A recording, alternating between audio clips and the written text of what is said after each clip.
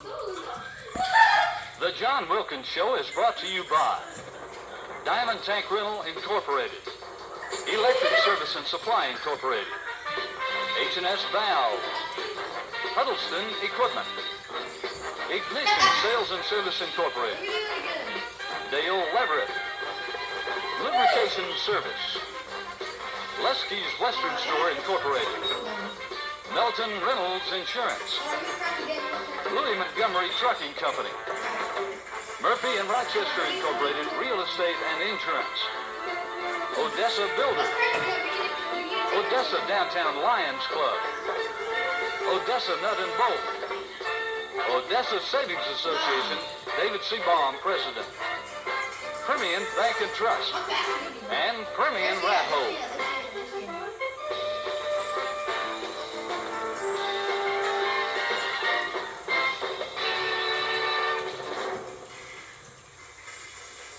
So the Panthers were down 10-0 at halftime. Before we go to the highlights, Coach, can you ever remember going into a half scoreless? I know it's been a long time.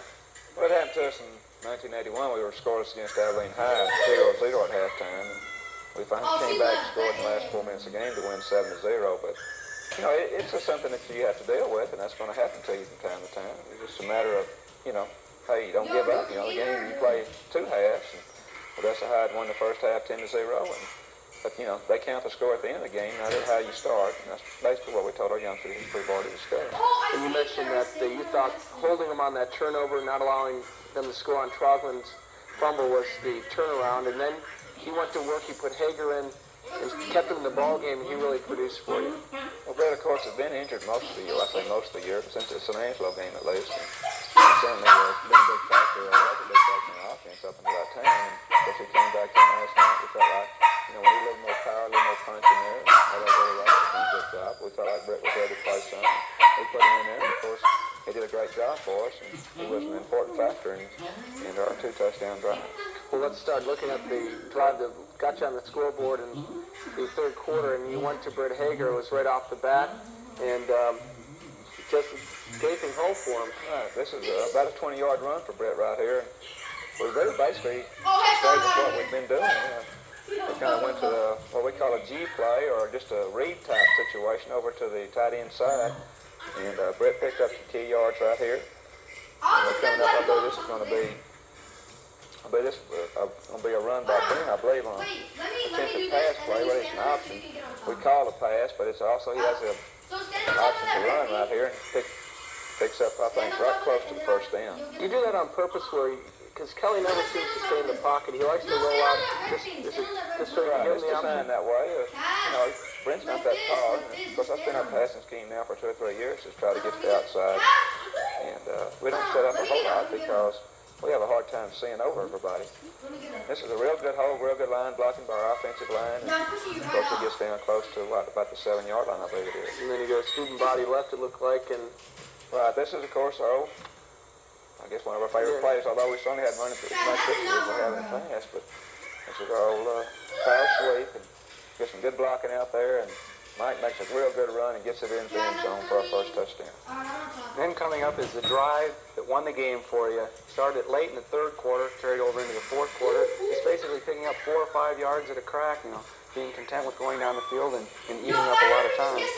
Well, of course, we want to control the football. I thought about throwing the football, but that's how I've been putting so much pressure on us and this type of thing. We didn't feel like, you know, that I didn't want to get off schedule, you know, and I didn't want to be put in a 2nd and 10 situation as we had been earlier in the ball game. So we just basically stayed with what we've been doing and run the power sweep, and run the off-tackle play with the fullback, run the trap some, and a couple of rollouts with Brent. So, you know, it was working for us, so we just basically stayed with it. Although, you know, it was a couple of times there I thought about throwing the football, but again, I said I didn't want to get us off schedule. We were eating up the clock, and of course I knew we had to get something in the end zone pretty quickly, though, before time did run out. And then let's look at the highlights. Kelly starts the drive with a run. Right, this is a little what we call a bagel pass, and Brent, you know, this was there all night. It was there in the first half, but Brent was drifting a little bit too much, and really didn't get up the field like we wanted him to. And he did a lot better job the second half getting out and hitting the run. It's a little pitch trap that we're running. Mike makes a nice run, get a good line blocking up front, pick up some key yards right there. Alright, guys, watch this. This is going to be Big third down right. play This here. is going to be the little. Guys, did you see Well, that? this was a real big play because this was a third down, as you said. And it was the power switch. Got good blocking out of our offensive line and our fullback right there, and picked up a very important first down. And Billy Rogers coming up using a variety of backs. Billy, of course, Brent was getting tired. He's had a little thigh injury. Oh, And they said put walking Billy in. and Of course, Billy played rocking. most of the first half anyway. Billy's done an excellent job for us this year. This is a real good play. Mike gets outside and gets a great hit over there, but he does get out of bounds, and we're down close to the scoring right here. Inside the 10. That's a checkoff play right here. And Hager down to about the 1 yard line.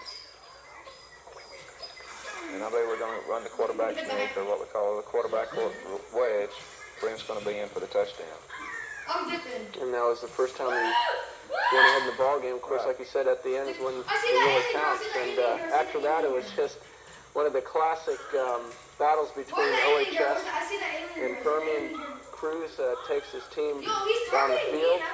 And as we just right into the last drive, what did you tell your team to watch for on Odessa's last drive? Well, we thought, back to the first play, we thought they were going to try to, throw back to the quarterback, some of the things they had done to us in the past. But that's going to stay with what they've been doing. We didn't want to give up the long ball, obviously. So we were, real conscious about putting somebody behind the state and trying to get on the football. And make them use up the time, keep them down. Listen, I hit a couple of key passes. Kept the drive alive. Went down, the last 10 seconds or something like that. Again, like I said, it's a typical Permian-Odessa game, and it's been that way for every year I can remember, except for, I guess 1979. So it was just that type of game. So what we're going to do is we'll come back, look at the last drive, and then come back and talk about the playoffs after this.